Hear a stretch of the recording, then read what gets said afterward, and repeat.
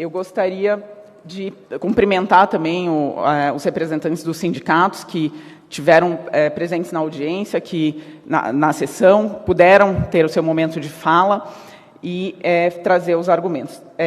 Também destaco, inclusive, a forma democrática com que o presidente da Câmara trata esse assunto e está conduzindo essa votação, abrindo as portas para os servidores para que eles possam falar, tanto nessa sessão quanto na sessão anterior, onde foi votada o primeiro turno da alteração da lei orgânica.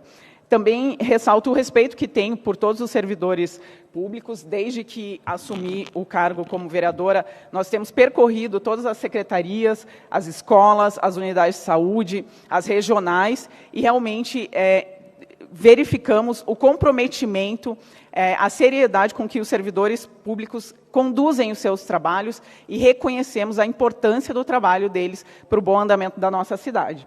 Eles também participaram da audiência pública, que inclusive conduziu essa discussão, né, relacionada com a alteração da lei orgânica, e tem se mostrado, a própria prefeitura, o IPMC, tem se mostrado, sim, abertos ao diálogo, ouvindo as demandas dos sindicatos, do próprio grupo da Guarda Municipal em relação à discussão, e tem considerado isso na condução dessa reforma da Previdência no nível municipal.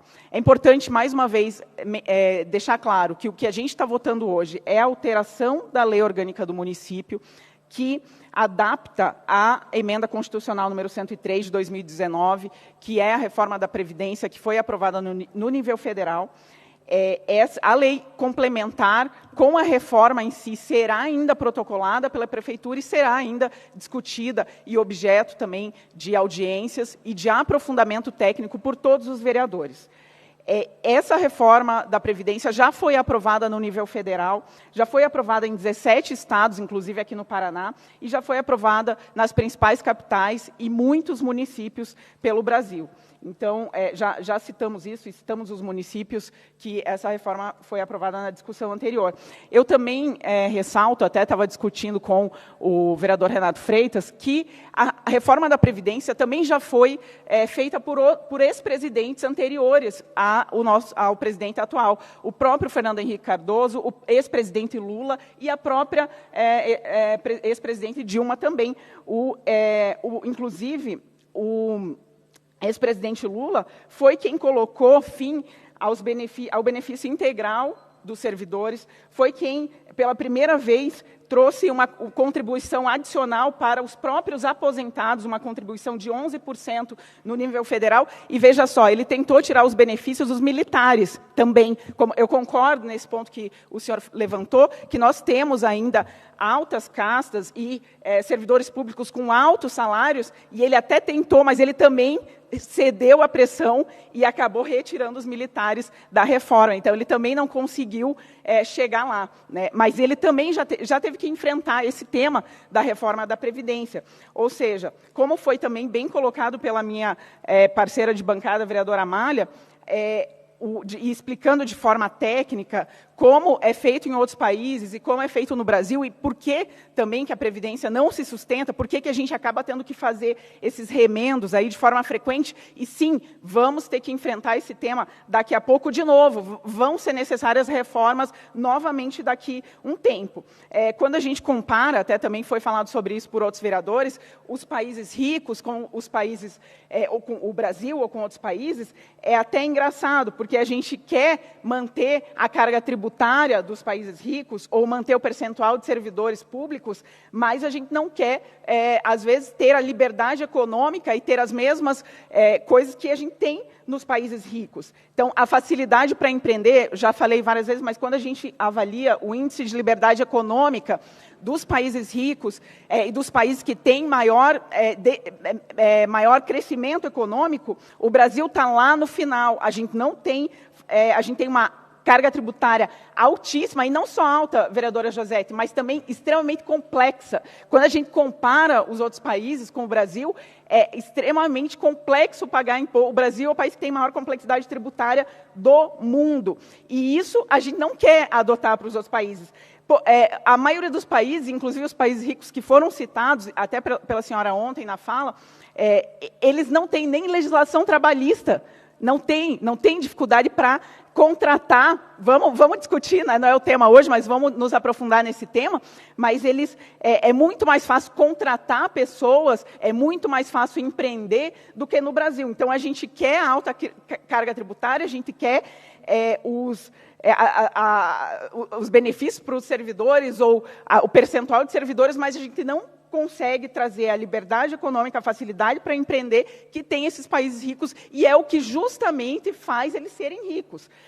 Quando a vereadora também fala sobre quem paga mais imposto no Brasil é o pobre, eu concordo também com a senhora nesse ponto, que às vezes é até o informal, né? É o trabalhador informal, ou o trabalhador que ganha muito menos imposto, ele que paga. E ele sim que, de certa forma, que sustenta e que paga também a aposentadoria do servidor público municipal. E ele se aposenta pelo INSS quando consegue, porque é muito difícil, e sim, as aposentadorias do INSS são muito abaixo do que as aposentadorias dos servidores públicos. Nós sabemos, né?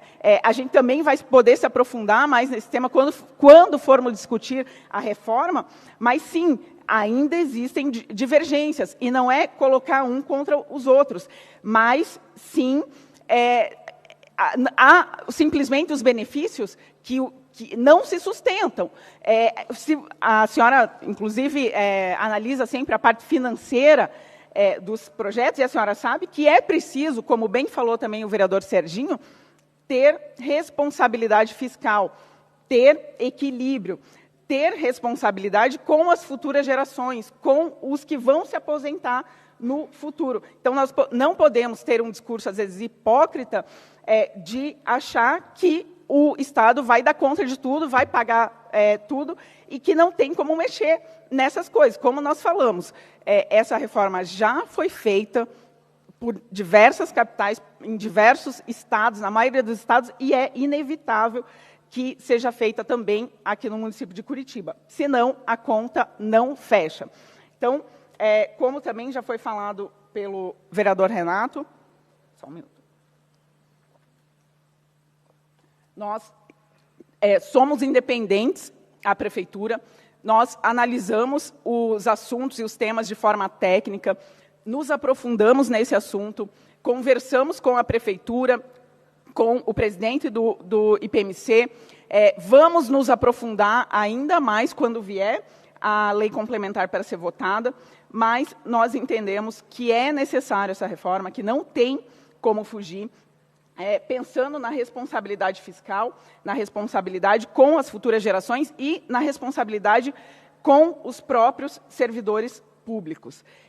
Nós entendemos que deve ser aprovada essa proposta, por isso estamos de acordo com as alterações propostas por essa emenda à lei orgânica que estamos discutindo, e o nosso voto vai ser favorável ao projeto. Essa reforma bem estruturada não vai contra os servidores públicos, e ela garante, sim, uma saúde financeira para o município, para que os próprios servidores possam receber as suas aposentadorias no futuro. Então, por isso, nosso voto é favorável a esse projeto. Obrigada, senhor presidente.